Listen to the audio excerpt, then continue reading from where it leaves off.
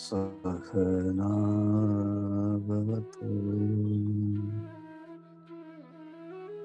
सहनौ भुनक्तु सह वीर्यं करवावहै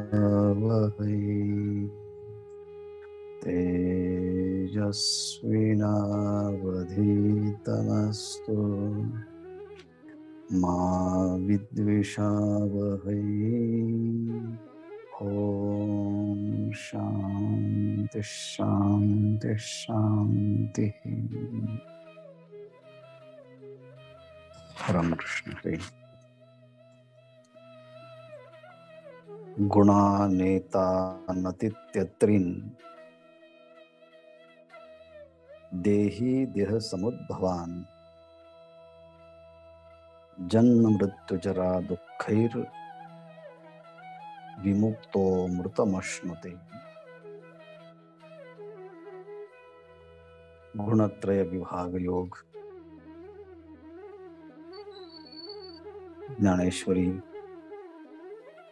श्रीमद् भगवद गीता तथा ज्ञानेश्वरी अध्याय 14 श्लोक क्रमांक 20 आणि त्या अंतर्गत भाष्य स्वरूपात माऊलींच्या ओव्यांचं अवलोकन करत आहोत। काल ज्ञानराज माऊलींच्या पादुकांचं प्रस्थान झालं आणि त्या प्रस्थानचा प्रत्यक्ष वृत्तांत कथन करण्याचा योग ढोकले सरांनी काल छान पद्धतीने केला। मंदिरातून त्याचं थेट प्रक्षेपण लाईव्ह आपण त्यांची ही कॉमेंट्री रनिंग कॉमेंट्री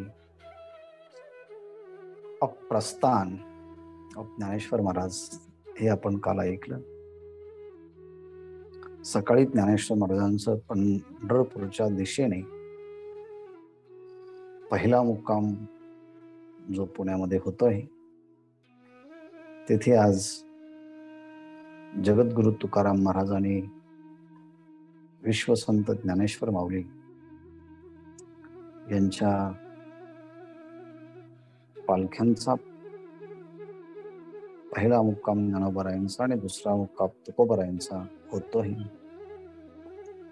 प्रवचन ग्रुप मधले सकाळी अनेक मंडळी सहपरिवार माऊलींच्या सोहळ्यात सहभागी झाले होते। त्यात आपले देवरे सर त्यांचा सगळा परिवार,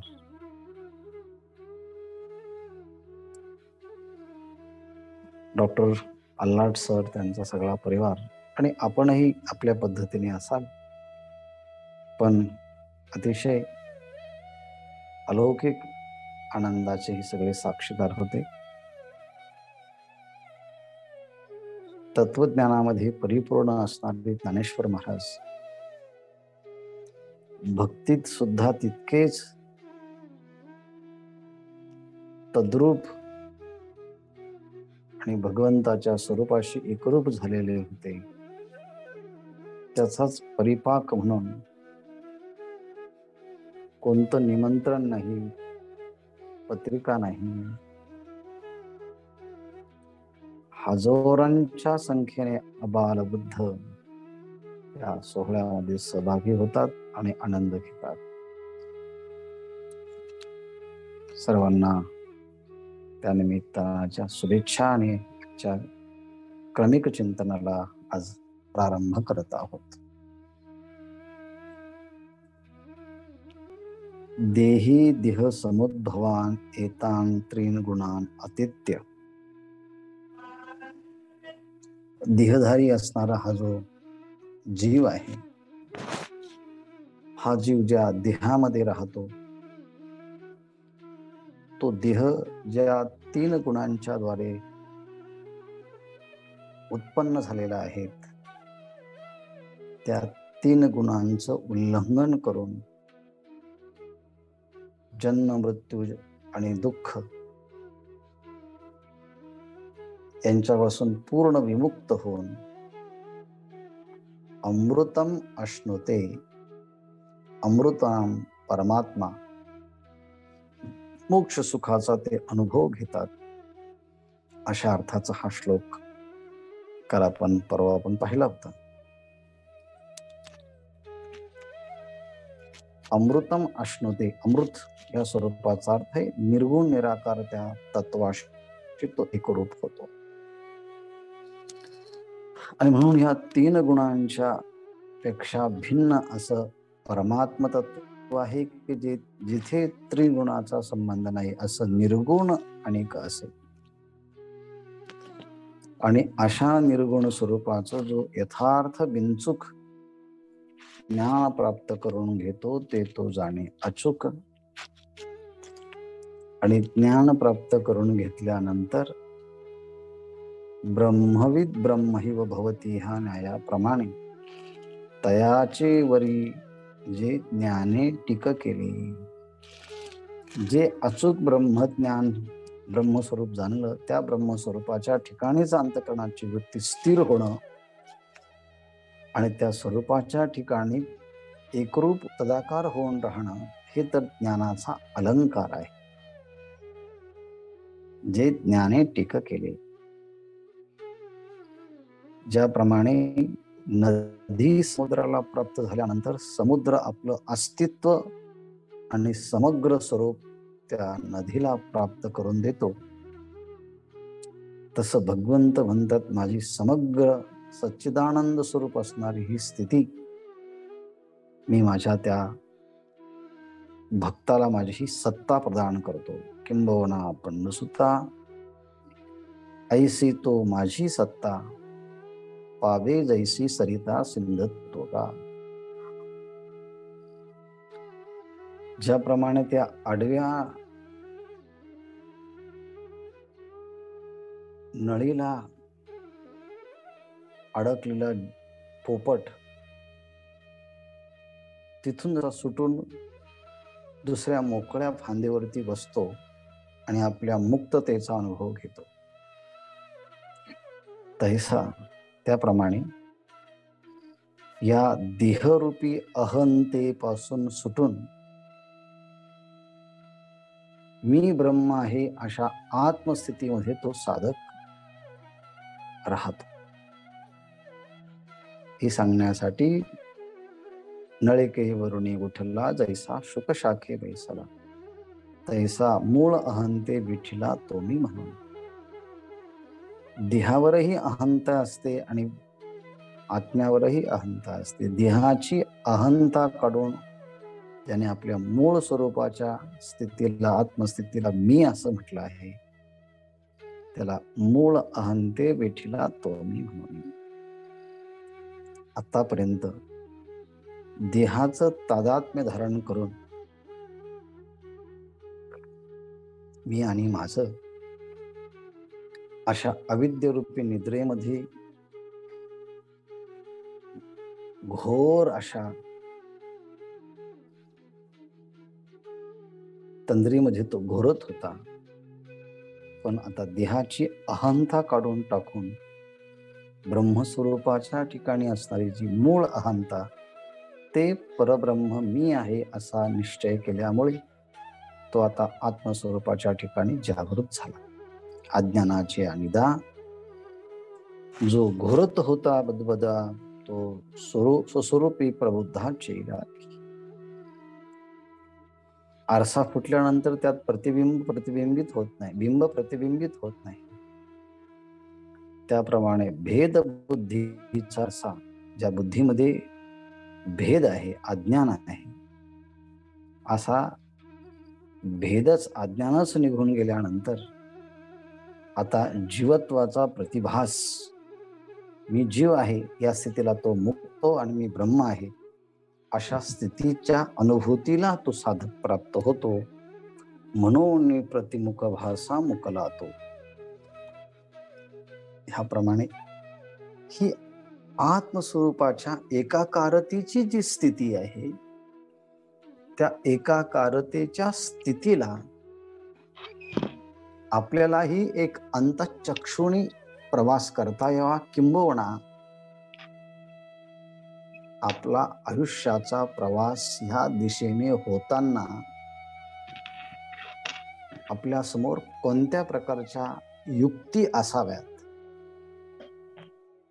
याची सोपप्रत्येक युक्ती ज्ञानेश्वर महाराजांनी ह्या दृष्टांताच्या माध्यमातून दिली आहे. जसा दुसरा दृष्टांत देतात, 3 गुणाच्या अतीत झाल्यानंतर तो साधक परमात्मा स्वरूपाला कसा प्राप्त होतो हे सांगण्यासाठीच्या सगळ्या ओळी आहेत. ज्याप्रमाणे समुद्रावर जोराचा वारा सुरू असेल की मग तरंग निर्माण होतात, आणि वारा शांत झाला की तरंग त्या समुद्रात विलीन होतात, तसं जोपर्यंत देहाच्या ठिकाणी तादात्म्य आहे तोपर्यंत देह तादात्म्याचा वारासारखा चालू राहतो. पण एकदा की देह तादात्म्याचा वारा संपला मग काय होतं? देहाभिमानाचा वारा आता वाजो ठेला विरा. सारखं देहाच्या संबंधाचं बोलणं. माणसं देहाच्या संबंधाने जागृतीमध्ये कितीतरी वेळेस चर्चा करतात देहाची. बालवयामध्ये चर्चा करतात, तारुण्यात चर्चा करतात, वार्धक्यात चर्चा करतात देहाची, देहासंबंधीच्या व्यक्तीची. अहो, माणसाला स्वप्न सुद्धा देहासंबंधीचीच पडायला लागतात. मग हा देहाभिमानाचा वारा फक्त जागृतीमध्येच राहत नाही, स्वप्नामध्ये सुद्धा देहाभिमानाचा वारा वाहू लागतो. आणि झोपेतून उठला की पुन्हा देहाची आठवण होते आणि देहासंबंधीची चर्चा सुरू होते. त्यावरून सुषुप्तीमध्ये सुद्धा देहाभिमानाचा वारा सुप्त रूपाने वाहतच होता असं आपल्याला तर्काने, अनुमानाने सिद्ध करता येत. पण आता देहाभिमानाचं तादात्म्य संपल्यानंतर, भेद बुद्धी समाप्त झाल्यानंतर अद्वैत बुद्धीचा निश्चय पक्का झाला. मग देहाभिमानाचा वारा आता वाजो ठेला विरा. मग होतं काय? मग होतं, जीव असो की ईश्वर, एकाची उपाधी माया तर दुसऱ्याची उपाधी अविद्या.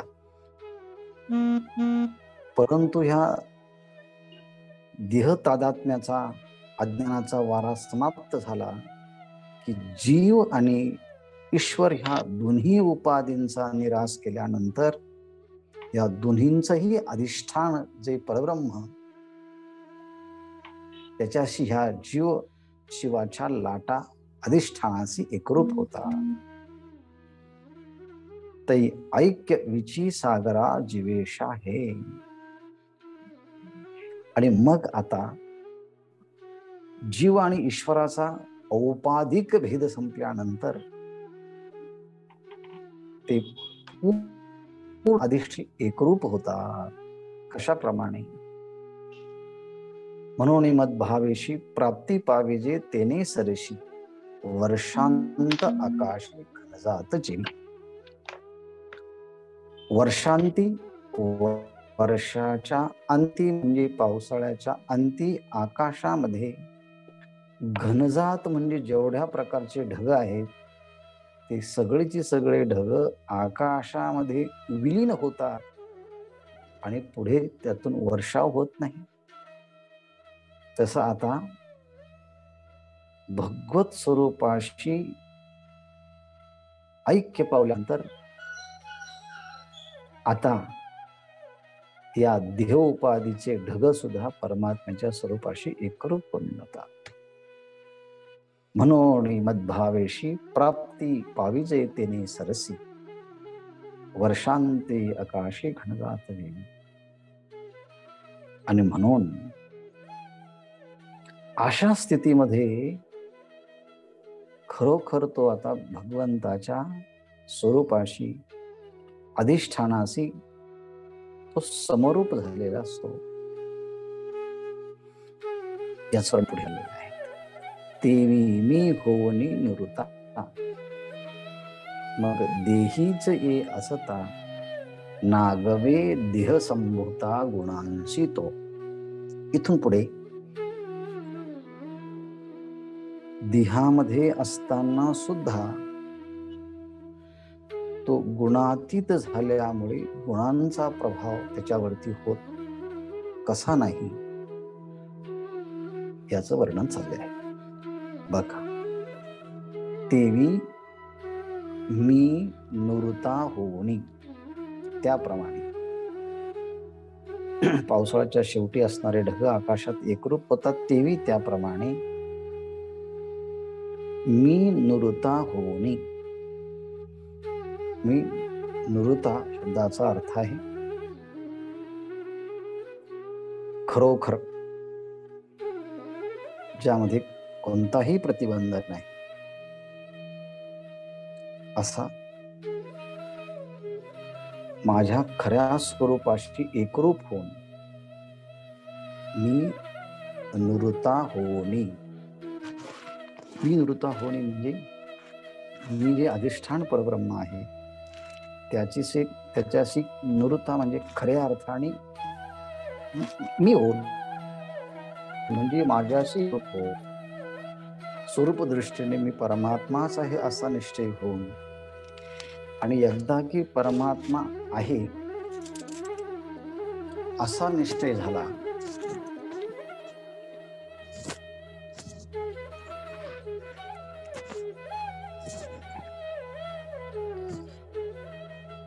तरी सुद्धा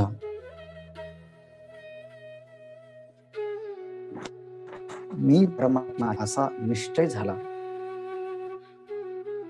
तरी सुद्धा देह तसाच राहतो ना. जोपर्यंत प्रारब्ध आहे तोपर्यंत तो देह राहतोच. नाहीतर ब्रह्मज्ञान झाल्याबरोबर देह समाप्त झाला असता तर ब्रह्मज्ञान सुद्धा एक प्रकारचा रोग ठरला असता आणि ब्रह्मज्ञान झालं आणि तो मेला. जसं की वेगवेगळ्या प्रकारचे रोग होतात आणि माणसं मरतात, पण तसं नाही. ब्रह्मज्ञान झाल्यानंतर सुद्धा देह शिल्लक राहतो. आणि म्हणून मग देहीच ये, मग हे देहीच असता आणि मग हे देहामध्येच राहतात.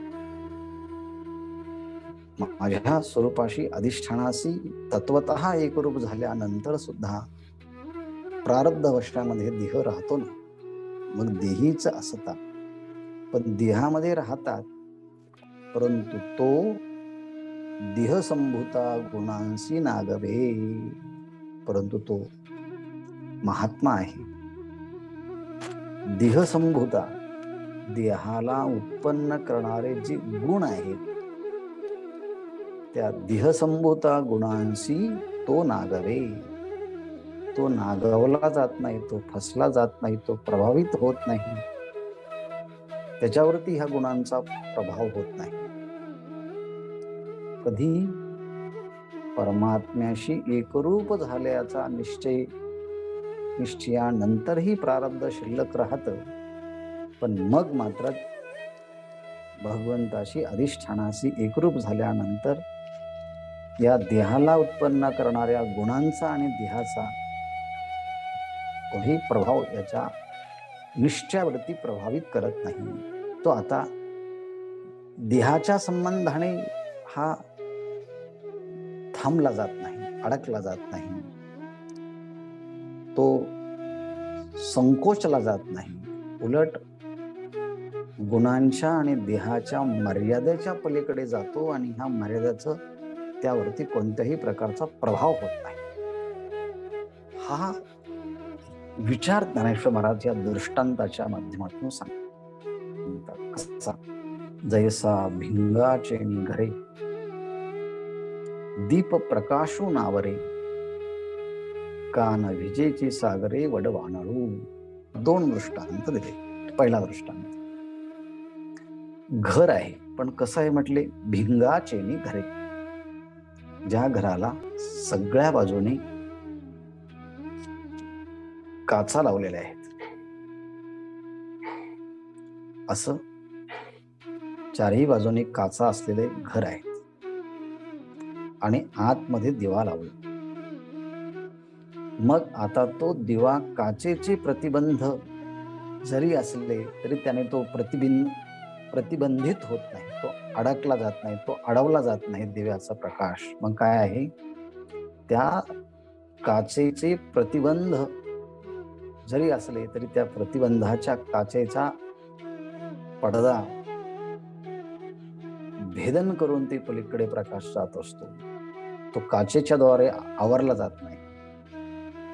भिंगाचे घरे दीप प्रकाश नावरे, तो दिव्याचा प्रकाश तो भिंगाच्या घराने आवरला जात नाही, झाकला जात नाही, प्रतिबिंबित केला जात नाही. म्हणजे तो काचेच्या मध्ये असतो प्रकाश, पण काचेला पार करून बाहेर जातो. म्हणजे काच त्याच्यावरती प्रतिबंध करत नाही, प्रभाव करत नाही, अडकवत नाही. किंवा दुसरा दृष्टांत देतात का,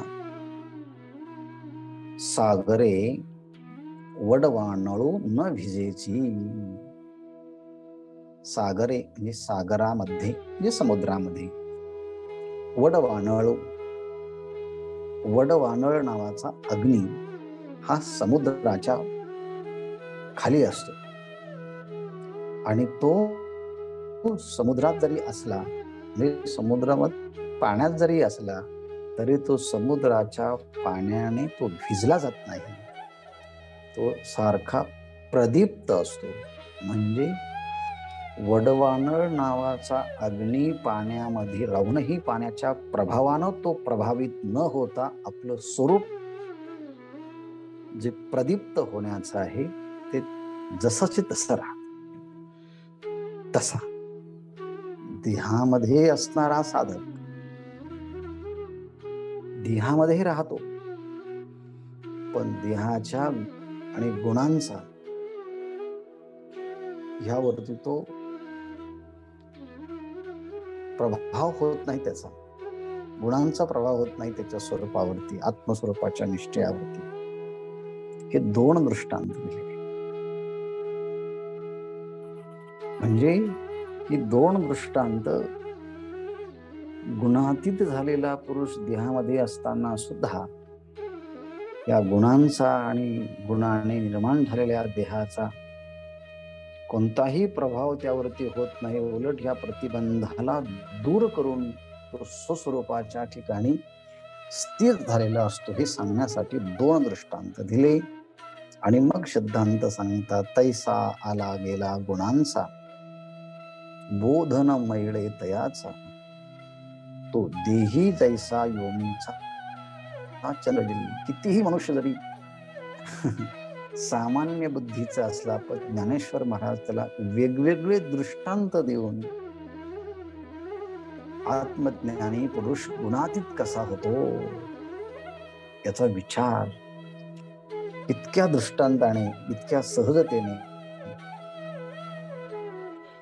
ज्ञानेश्वर महाराज सांगतात, तो कोणालाही समजेल. दृष्टांत घेऊ आपण. जैसा योमीचा चंद्र जेळी, योमीचा योम म्हणजे आकाश आणि योमीचा चंद्र म्हणजे आकाशाचा चंद्र. आकाशात असतो पण त्याचं प्रतिबिंब जरी जळी म्हणजे पाण्यात पडलं तरी ते पाण्याने तो हल्ला जात नाही, पाण्याने ओला होत नाही. म्हणजे पाण्यात प्रतिबिंब असूनही पाण्याचा प्रभाव जसा त्या प्रतिबिंबावरती होत नाही तसा हा देहामध्ये जरी देह उपाधीमध्ये जरी असला आणि ह्या देह उपाधी ज्या गुणांची आहे ते सत्वगुण, रजोगुण, तमोगुण ह्या कालाच्या ओघामध्ये जरी हे गुण आले आणि काही काळ थांबले आणि पुन्हा गेले, म्हणून ज्ञानेश्वर महाराज म्हणतात तैसा आला गेला गुणांचा आला गेला म्हणजे गुणांचा प्रभाव आला आणि गुणांचा प्रभाव गेला. मग देह त्रिगुणात्मकच आहेत त्यामुळे देहामध्ये हे गुण असणारच आणि ते गुण आपल्या पद्धतीने या देहावरती प्रभाव करणारच. म्हणून गुण आपुलाले प्रौढी, गुण प्रौढी आपुलाली किंवा आपापल्या पद्धतीने हे गुण आपली प्रौढी म्हणजे आपला प्रभाव ह्या देहावरती करत असतात आणि देह नाचविती बागडी आणि ते गुण ह्या देहाला सारखं नाचवत असतात त्या बागडी म्हणजे सोंगाप्रमाणे, खेळाप्रमाणे. परंतु ह्या तीनही गुणांचा प्रभाव देहावरती होत असला आणि देह त्या गुणांप्रमाणे वेगवेगळ्या क्रिया करत असला म्हणजे संध्याकाळ झाली की तमोगुण वाढला की ज्ञानी जसा झोपतो, आपण जसे झोपतो तसा तोही झोपतो. सकाळ झाली की आपण उठतो तसा तोही उठतो. आपण कर्म करतो तसा तोही कर्म करतो. पण देह जरी कर्म करत असला पण आत्मस्वरूपाच्या ठिकाणी त्याचा कोणताही प्रभाव होत नाही. तो पहावो न धाडी अहंतेते, तो अहंतेते पाहोही न धाडी. पण मी ब्रह्मा हे असा जो निश्चय झालेला असतो आत्मस्वरूपाच्या ठिकाणी, ती जी अहंता आहे त्या अहंतेला देहावरती काय चाललेलं आहे हे पाहण्यासाठी तो पाठवत नाही. न धाडी हा शब्द जो आहे तो खानदेशामध्ये वापरला जातो. मराठीतही तो शब्द आहे पण वेगवेगळ्या भाषेत प्रांतामध्ये तो शब्द वापरला जातो. ह्याप्रमाणे आपल्या आत्मस्वरूपाची स्थिती देहावरती काय चाललेलं आहे ते पाहण्याकरता सुद्धा जात नाही. पण देह मात्र आपल्या गुणांप्रमाणे वेगवेगळ्या प्रकारचं कार्य करतो आहे.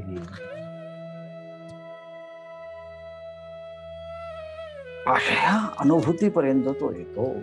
हा ठायवरी नेहटोनी ठेला अंतरी, आता काय वर्ते शरीरी हेही नेणे. हा ठायवरी ह्या इतक्या ठिकाणापर्यंत, इतक्या अधिकारापर्यंत, इतक्या स्वरूप स्थितीपर्यंत, इतक्या निश्चयांपर्यंत ठायवरी शब्दाचा अर्थ आहे. निहटोनी ठेला, निहटोनी अंतरी, निहटोनी ठेला अंतकरणामध्ये आत्मस्वरूपाच्या ठिकाणचा पक्का दृढ निश्चय झालेला असतो. निहटोनी म्हणजे दृढ निश्चय झाला. कसला? अंतरी निहटोनी ठेला. अंतरी म्हणजे आपल्या आत्मस्वरूपाच्या ठिकाणी, निहटोनी म्हणजे त्याचा पक्का निश्चय झाला म्हणजे संशय विपर्य रहित अशा प्रकारचं ज्ञान झालं. मी ब्रह्मा आहे स्वतःला तो आता ब्रह्म आत्मा या स्थितीची अनुभूती तो अनुभवतोय.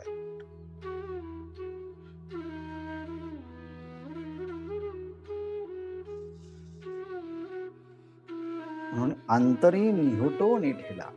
आपल्या आत्मस्वरूपाच्या ठिकाणी मीच आत्मा हे असा त्याचा निश्चय झालेला असतो. आणि मग आता त्याची वृत्ती आत्मस्वरूपाच्या ठिकाणी स्थिरवल्यामुळे आता काय वर्ते शरीर हेही नेणे.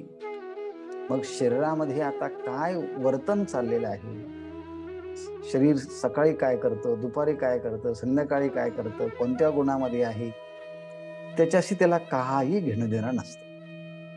गुणांचा प्रभाव शरीरावरती होतो, पण ज्याने आता शरीराचाच तादात्म्य टाकल्यामुळे स्वरूपाशी तो आता एकरूप झाला. कशी ही स्थिती आपण अनुभवायची, आपण डोळ्यासमोर काय चित्र आणायचं. ज्ञानोबा दृष्टांत देतात, पहा. सांडोणी अंगेची खुळी सर्प रिघाला पाताळी, ती त्वचा कोण सांभाळी तैसे झाले. आता त्या आत्मज्ञानी पुरुषाची स्थिती कशी झाली, त्याला तैसे झालं म्हटलं. तैसे झाले, तैसे कैसे झाले, तसं कसं झालं म्हटले. अहो, आपल्याला माहिती आहे सर्पाचं. सर्प काही दिवस, काही महिन्यानंतर आपल्या अंगावरची जीर्ण झालेली काठ टाकून देतो ना, आणि ती काठ टाकून दिल्यानंतर त्याला नवीन त्वचा प्राप्त होते. आणि मग तो अशा अरुंद अशा अडचणीत तो प्रवेश करतो आणि त्या अरुंद जागेतून असा निसटताना ती वरची त्वचा आहे ना, ती मागे गळून पडते. ज्ञानेश्वर महाराज म्हणतात, अंगीची सर्प अंगीची खोळी सांडोणी. सर्प जो आहे तो अंगावरची खोळी म्हणजे ती काथ, ते काय करतो, अरुंद जागेतून तो प्रवेश करतो आणि बरोबर आपण कोई जशी चोखतो ना, एकदम अशी करतो, तसे त्या अरुंद जागेतून प्रवेश केला की वरची त्वचा ही खेचून मागे राहते आणि नवीन त्वचा प्राप्त झालेली, त्यातून तो पुढे जातो. सर्प अंगीची खोळी सांडोणी पाताळी रिघालिया. ती पाताळी शब्दाचा अर्थ आहे तो त्याच्या आतमध्ये जे काही राहण्याचं ठिकाण आहेत, त्या सापाचं त्वचा बाहेर पडल्यानंतर तो आतमध्ये, तो बिळामध्ये निघून जातो. आणि आतमध्ये तो बिळामध्ये निघून गेला की पाठीमागे ती काथ पडली आहे, ती कोणी नेली, कुठं पडली, कशी राहिली आहे, तिचं कोण काळजी घेतो, ती त्वचा कोण सांभाळी, ती त्वचा म्हणजे ती काथ कोण सांभाळील, याची काय तो चिंता करतो? नाही, त्याला त्याची आठवणही राहत नाही. तैसे झाले. तसं आत्मस्वरूपाचा निश्चय झाल्यानंतर, अंतःकरणाची वृत्ती स्वरूपस्थ झाल्यानंतर ह्या देहाचं काय झालं, तो जीवन करतोय का, झोपतोय का, त्याला आहेत की नाही, रोग झाला की काय आहे, काही माहित नाही. हे वर्णन नुसतं ऐकून आपलं एवढं बरं वाटत असेल, तर प्रत्यक्षी अनुभूती आल्यानंतर किती काय आनंद असेल. पण एवढं आहे की मग त्याला देहाचा रोग झाला की भोग झाला, योग रतो वा भोग रतो वा संग रहतो वा संग हीना, यस्से ब्रह्मणि रमते चित्तम नंदती नंदती नंदतेव. त्याची अंतःकरणाची वृत्ती आपल्या स्वरूपाच्या ठिकाणी एकरूप झालेली असते. कशाप्रमाणे पुन्हा दृष्टांत देतात का, सौरभ्य जीर्ण जैसा अमोद मिळून जाय आकाशा, माघारा कमळ कोशा नये चितू. जैसा सौरभ्य जीर्णो अमोदू आकाशा मिळून जाय. हो म्हटले, एखादं प्रफुल्लित झालेलं जे पुष्प आहे त्यातला सुगंध निघून गेल्यानंतर ते जीर्ण झालेलं जे पुष्प आहे ते मागे शिल्लक राहत. जैसा सौरभ्य जीर्ण, सौरभ्य मग ते कमळ आणि त्यातलं जीर्ण झालेलं कमळ, त्यातून अमोद जो आहे, सुगंध आहे, अमोदू आकाशा मिळवणे जाय, त्यातला सुगंध जो आहे तो आकाशामध्ये एकरूप होऊन जातो. आणि पुन्हा त्या कमळाचं काय चाललेलं आहे, कमळ कुठे आहे की नाही, त्या संबंधाने तो मागे पाहायलाच येत नाही. आणि म्हणून तो आमोदू माघारा कमळ कोशा न येची, तो हा शब्द आपण आमोद शब्दाला लावूया. तो आमोदू कमळ कोशा माघारा न येची, पुन्हा तो कमळ कोशामध्ये कमळाच्या ठिकाणी तो मकरंद काय चाललाय तसं येत नाही. तसं देहरूपी कोशातून एकदा की ज्याचा आत्मनिश्चय आत्मस्वरूपाच्या ठिकाणी स्थिर झाला की ती वृत्ती पुन्हा देहावरती येतच नाही. असो वैसा कोठे आठवची नाही, देहेची विदेही भूदशा, तैसे स्वरूप समरसे ऐक्य झाले तैसे, तेत किम धर्म हे कैसे नेणे दे. शेष विचार उद्या पाहूया. तुर्त या ठिकाणी थांबू.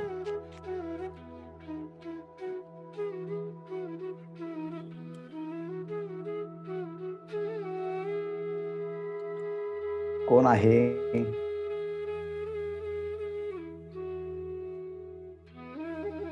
डॉक्टर साहेब नाहीत? ढोकले सर नाहीत का? ठीक आहे.